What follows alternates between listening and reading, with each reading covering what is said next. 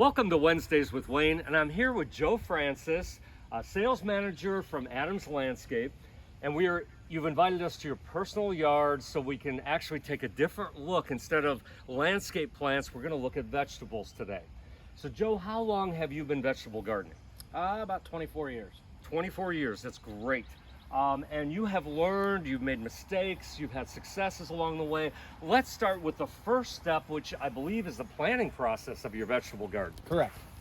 Yes. So here what we have is a map of everything that we've laid out for the 2022 season, bed by bed, so that next year when we rotate beds, I know where everything goes. That's fantastic. And you've got 5 raised beds here. Now there's a reason the beds are raised. Yes. They're raised here because we have really hard clay soil, and when we elevate the beds and fill them with garden mix, the plants do better, they like it better, everything thrives, you get bigger vegetables and more production. You also told me that it's kind of a little bit lazier approach. Yes, it's definitely a little bit lazier of approach. You got to put 3 days of hard work in, and you're done for the entire season. You've got weed barrier that covers the bed, you've got irrigation that waters the plants.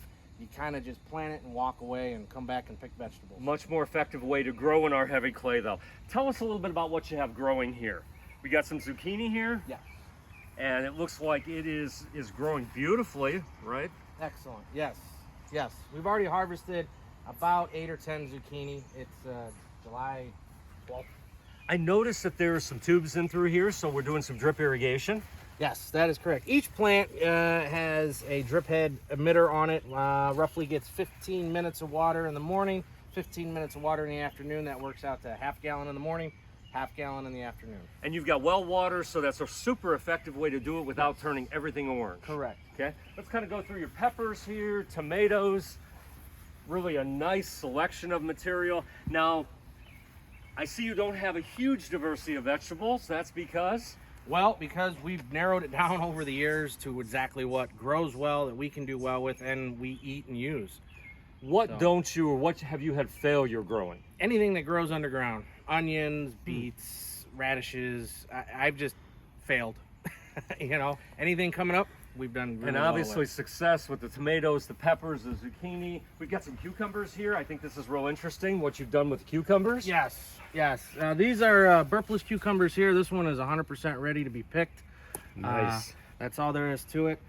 This will produce like this for probably 4 to 5 weeks long, and we'll have endless of these. Why do you have them raised up instead of on the ground? Well, because one, space, because the beds are so narrow, but two, when you put them in cages like this and you let them climb and attach themselves to things, they take up less space and they don't rot. These won't lay on the ground, which is key. A lot of production here. I imagine that you have enough vegetables, not only for your family, but also to can. Oh, You yeah. guys do Yep. some canning. And then what do you do with the extras? Well, the extras go to a lot of our employees, friends and family, anybody that stops by.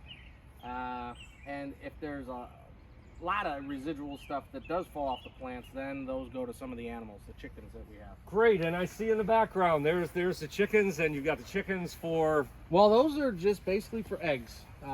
They will lay an egg or two a day, and again, we have a lot of eggs that go to friends, family, and neighbors. Nice, so you've created this nice little oasis that you feel is very manageable. Yes. You start very early in... We typically start with growing from a seed in March, early March, and then you will start certain plants that take longer germination earlier in March, and then as they get faster germinations, like your tomatoes and stuff, you'll be more towards April, you know. And harvest begins then about now, or Yep. a little bit earlier, Typically. and will complete itself by... September, mid-September is when we're about done with the vegetables. This is really a very effective way to vegetable garden. It's providing some fresh produce for your family.